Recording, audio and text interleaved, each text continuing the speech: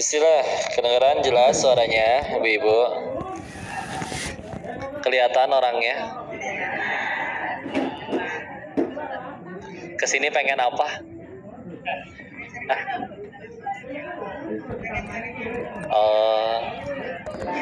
Baru tahu nyari ilmu pakai kamera ya. Alhamdulillah. Ya.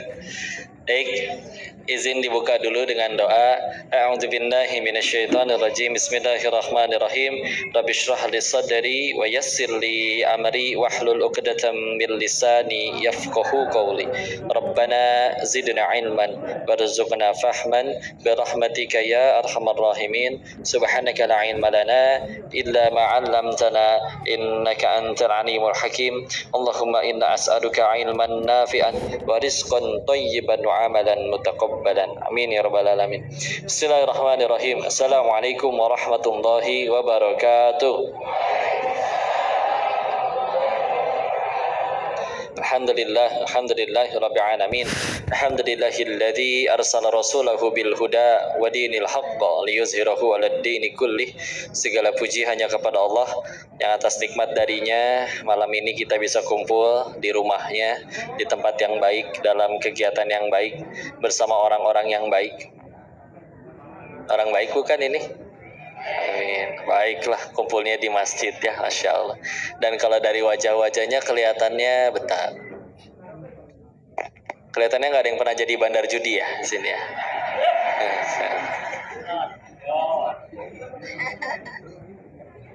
Paling jadi pemainnya paling ya.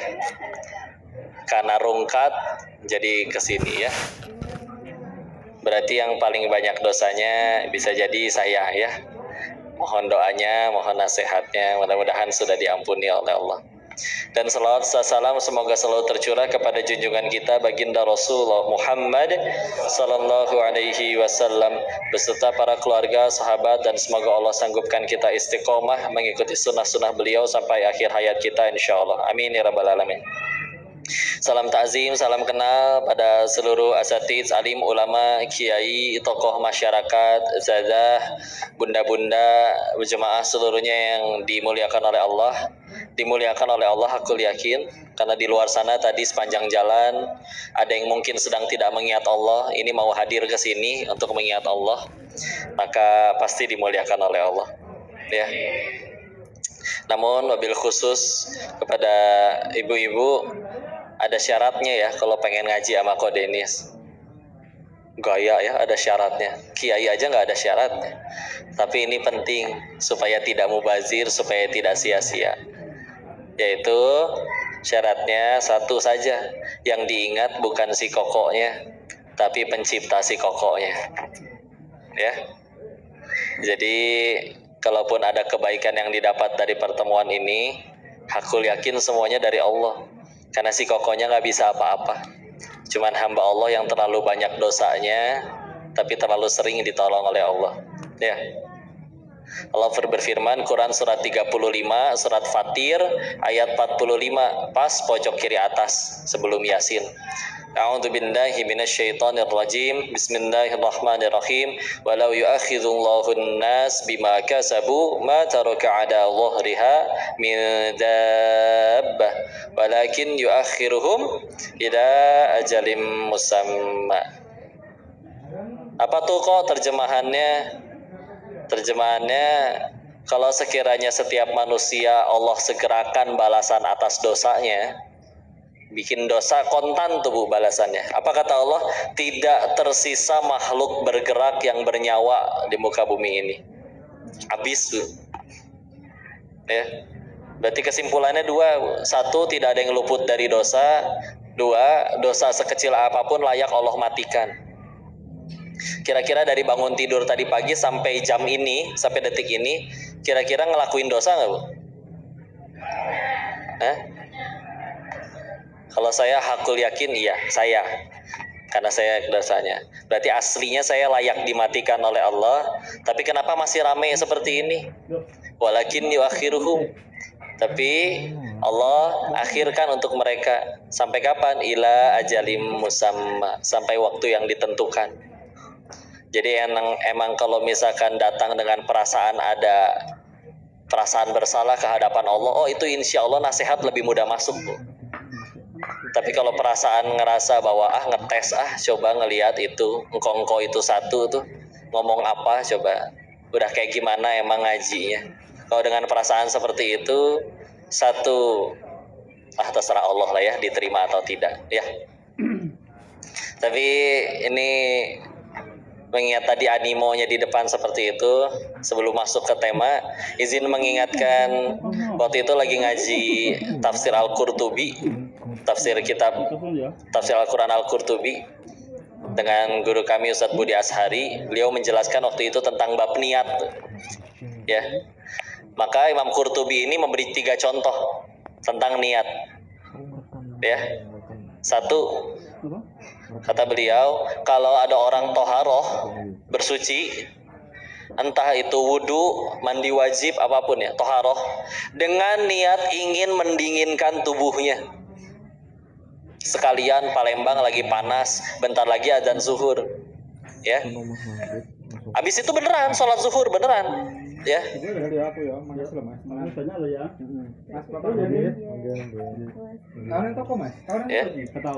Habis itu beneran sholat zuhur ya. Tapi tadinya ada niat, panas kayaknya enak kalau wudu seger. Maka kata beliau, niat seperti itu tidak cukup untuk membuat amalnya diterima oleh Allah. Satu ya. Yang kedua, kalau ada orang puasa dengan niat untuk kesehatan lambungnya, sekalian besok Senin ya. Nah, kata beliau sama, niat seperti itu belum cukup untuk membuat amalnya diterima oleh Allah. 2. Contoh yang ketiga, kalau ada seorang imam sholat, lalu dia ruku. Kalau ruku kan bisa kelihatan siapa di belakang baru datang ya, pengen masbuk. Dan dia sengaja memperlama rukunya agar orang yang masbuk itu bisa ikut sholat. Karena kalau dia masih ikut waktu ruku kan gak harus ngulang rakaat itu. Tapi kalau udah itidal dia harus ngulang. Jadi sengaja dilamain biar dia gak usah ngulang rakaat. Kata beliau, itu tidak boleh dilakukan. Menurut beliau ya, ada pendapat ulama yang lain menyebutkan secara fikih boleh. Tapi gimana? Itu cara beliau dalam menjaga niat. Kenapa? Karena satu-satunya zat yang layak diibadahi hanya Allah. Dan 3 hal tadi, 3-tiganya dalam contoh ranah ibadah semuanya ya. Dan tadi satu-satunya zat yang layak diibadahi hanya Allah saja. Lalu kita mencampurkan niatan kepada selain Allah di dalam ibadah tersebut, maka gimana akan keterima? Mendengar pemaparan guru kami waktu itu, ya Allah, berarti amalan saya yang mana selama ini yang diterima? Giliran maksiat pasti kecatat, gak mungkin malaikatnya ketiduran. Giliran ibadah belum tentu keterima. Sholat lupa rakaat ya, dan lain-lain. Kok kan ada penjelasan tentang bagaimana baiknya Allah. Pelacur membeli minum seekor anjing aja diampuni. Iya, tapi itu haknya di Allah. Dan beliau segitu seorang Imam Al-Qurtubi nggak berani merasa dirinya bahwa layak dirinya mendapat ampunan tersebut. Karena bercermin, Imam At-Tirmidzi, perawi hadis, meninggal buta. Kenapa buta? Di usia senjanya terlalu banyak menangis. Kenapa terlalu banyak menangis? Takut bekalnya pulang ke hadapan Allah nggak cukup belah mananya. Hafal Al-Quran, perawi hadis kalau kita mau jujur. Umar bin Khattab radhiyallahu an ngambil sebatang ranting, diajak ngomong rantingnya. Wahai ranting, betapa nikmat jadi dirimu. Ditanya oleh yang berada di sampingnya, wahai Amirul Mukminin, kenapa nikmat menjadi ranting? Ya, dijawab, ranting ini tidak akan dihisap oleh Tuhannya. Sedangkan aku Umar, setiap perbuatanku harus kupertanggungjawabkan di hadapan Tuhanku. Bahkan beliau menambahkan, kalau sekiranya seluruh umatnya Muhammad sallallahu alaihi wasallam masuk surga seluruhnya kecuali 1 orang saja, maka aku yakin pasti aku 1 orang yang gagal ke surga tersebut. Umar yang ngomong gitu. Seorang yang Nabi sebutkan, kalau aku bukan Nabi yang terakhir, harus ada Nabi lagi setelah aku, orangnya pasti Umar. jadi horor begini Bu. Ya, Insya Allah udah tenang ya. Nakut-nakutinnya udah selesai. Bukan nakut-nakutin sih, ya. Karena rugi datang ke sini kalau cuma untuk niat berfoto ya. Kan niatnya ngaji itu. Alhamdulillah ya. Bu. Bu. Masih bangun? Alhamdulillah. Ibu sehat-sehat semuanya Ibu? Insya Allah. Apa judulnya tadi Bu? Libatkan Allah dalam setiap keadaan. Libatkan Kodenis. Jangan ya, Kodenis gak bisa bantu apa-apa. Ya. Libatkan Allah dalam setiap keadaan. Insya Allah harusnya kita, ya juga sih, emang harusnya libatin Allah. Tapi aslinya emang apapun yang terjadi dalam hidup kita pasti diatur oleh Allah. Ada andil Allah. Tidak bisa terjadi suatu hal apapun tanpa seizin Allah. Ya. Tinggal kitanya nih nanti mau jadiin itu jadi kebaikan atau jadi keburukan. Ya. Karena saya pengen tanya survei sederhana dulu ya. Bu. Ibu. Si Ibu mah. Bu, kita semua punya keinginan tidak? Punya. Allah punya keinginan tidak? Punya. Allah ingin kita selamat, bahagia ya. Terus dari lahir sampai sekarang, jawab jujur. Kita lebih banyak ngejar keinginan Allah atau keinginan diri sendiri? Terus selama ini udah ngejar keinginan diri sendiri nih. Bahkan ada yang udah tercapai tuh, pengen kaya beneran kaya. Pengen terkenal beneran terkenal, naik jabatan beneran naik jabatan. Emangnya setelah tercapai pun dia langsung jadi manusia yang paling bahagia seutuhnya tanpa pernah sedih sedikit pun? Enggak. Pernah ngambek juga. Terus harus berapa kali patah hati, sedih dan kecewa lagi baru kita sadar bahwa bahagia itu ternyata bukan pada apa yang aku suka, tapi pada apa yang Allah suka. Kenapa menderita? Gampang. Standar bahagia kita diletakkan pada apa yang aku suka, bukan apa yang Allah suka. Percuma gajian segini, saya baru bahagianya nanti kalau rumah saya udah segede gitu.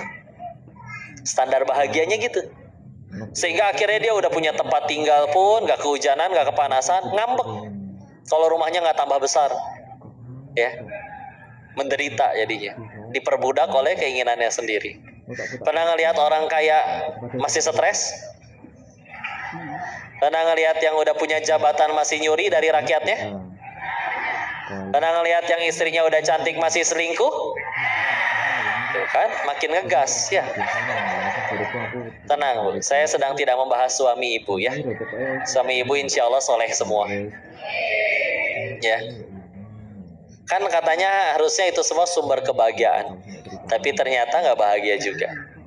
Sedangkan ada orang-orang yang tidak mengejar keinginannya, lebih sibuk mengejar yang Allah yang inginkan. Lebih enak hidupnya. Ya. Jadi yuk nyambungin semua ke Allah. Sok latihan ya. Karena aslinya kita setiap kali acara kan dibuka dengan ucapan, kita bersyukur atas nikmat iman, nikmat Islam. Kenapa dua itu? Emangnya punya duit nggak nikmat? Jadi orang cantik nikmat tidak? Ya, dan lain-lain ya.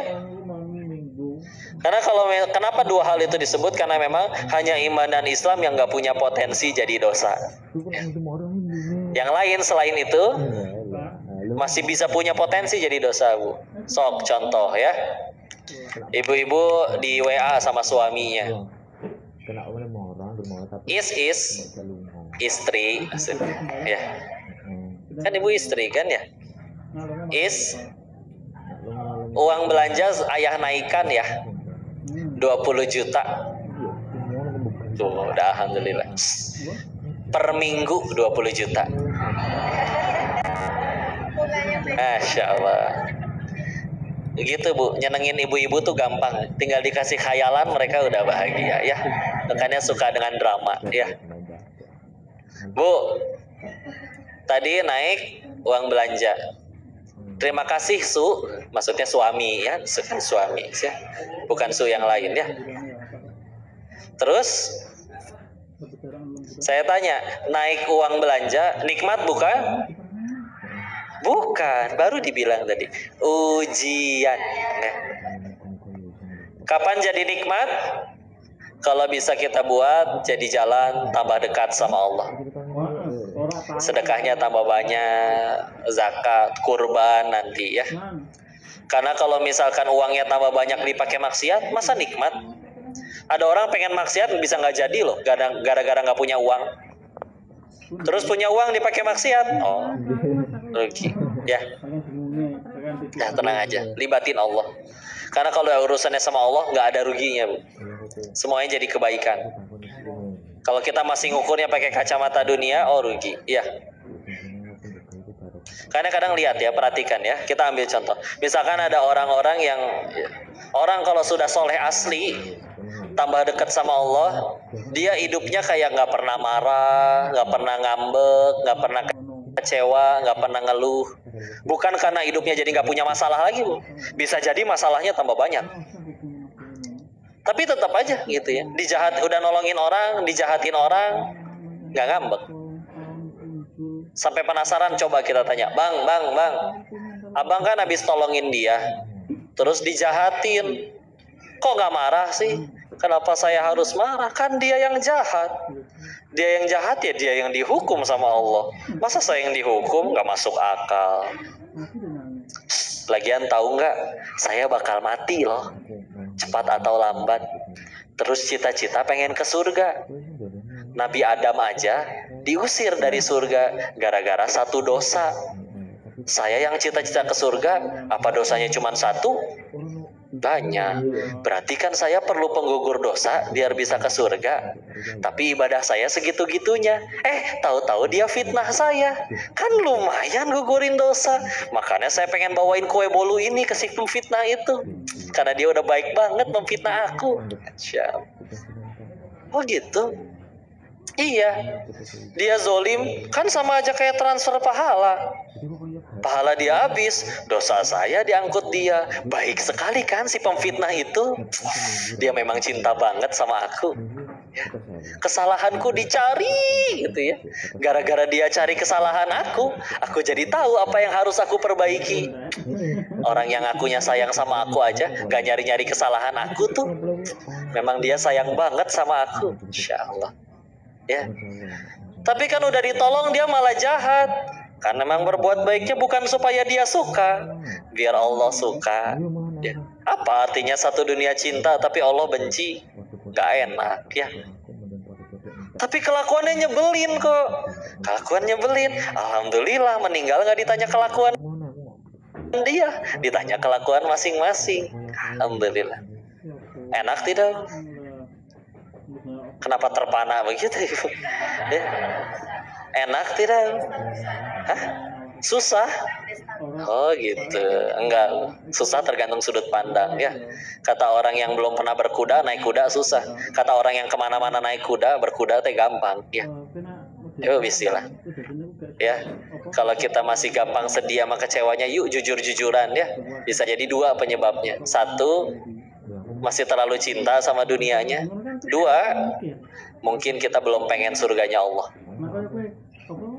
Bukan tidak ada yang sia-sia tuh. Nih, perempuan diselingkuhi. Iya, demi Allah pahit tuh. Ya. Tapi bisa jadi jika dia bersabar dan karena diselingkuhi dia jadi rajin tahajud, rajin ibadah, bisa jadi nanti di setelah kematian dia yang lebih terjamin surganya daripada yang suaminya tidak selingkuh. Ya. Dunia iya pahit ya kalau mau jujur. Ya. Walaupun bukan berarti yang suaminya nggak selingkuh, Pak, Bapak selingkuh dong, Pak, biar gimana? Jangan gitu juga ya. Jangan deh. Tapi nggak rugi. Beneran lu. Masih rugi itu sederhana. Ingat pendapat Abdullah bin Mas'ud, sebagian ketika dia takhrij ulang ada beda pendapat ya. Ada yang menyebutkan ini marfu sampai ke Nabi, ucapan Nabi, ada yang menyebutkan ini pendapat sahabat Abdullah bin Mas'ud. Beliau menyebutkan hubbud dunya ra'suhu li khotiyah. Kecintaan terhadap dunia adalah pangkal dari segala dosa. bahkan dari segala masalah, ya. Maka kita tahu ya, gara-gara kalau udah cinta dunianya, oh nggak peduli saudara sendiri, ibu sendiri juga bisa dipenjarain, rebutan warisan, ya. Cinta dunia. Padahal asli lah, ditinggalin juga, mau dibawa. Nih Bu, kita tuh sekarang kayak gini ya, ibarat rumah kita di ujung sana tuh. Buat pulang ke rumah kita harus naik jembatan. Apakah ada orang yang dengan sengaja mempercantik jembatannya? Gagangnya dari emas, dikasih karpet merah, dihias tanaman hias, lampu-lampu sorot yang cantik. Tapi jembatan menuju rumahnya cantik, rumahnya dibiarkan bobrok. Genteng bocor, gak ada atapnya, pintunya lepas, temboknya retak. Sebagus-bagusnya jembatan gak pengen tinggal di jembatan kan? Makanya kata Imam Ibnu Taimiyah, penyebab orang gampang kecewa, menderita, sedih gampang.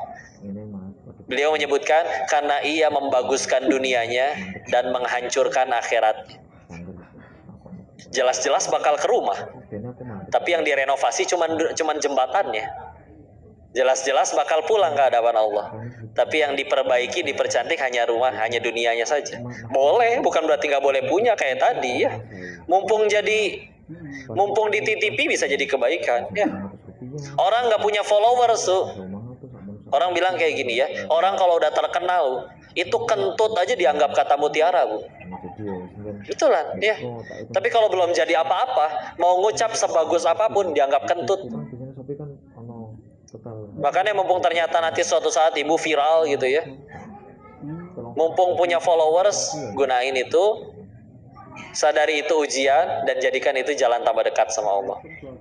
Coba ya, misalkan yang ngomong followersnya berjuta-juta, dia berkata saya sukses karena sholat duha, minimal 1%-nya aja ikut sholat duha besoknya, lumayan itu, berapa ratus ribu orang. Tapi kalau nggak punya followers, sukses tuh begini, ucapannya betul semua, tapi nggak ada yang baca, rugi kan? Tenang aja ya, Masya Allah. Boleh punya ya, boleh punya. Cuman ingat semuanya ujian ya, tipan. Udahlah Bu, terima aja, terima.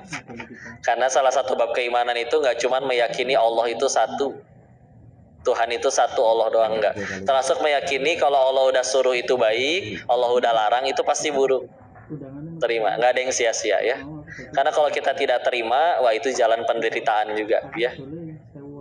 Contoh apa misal, ibu-ibu tidak terima volume tubuhnya bertambah, tiap kali foto tahan nafas, kan capek, derita ya.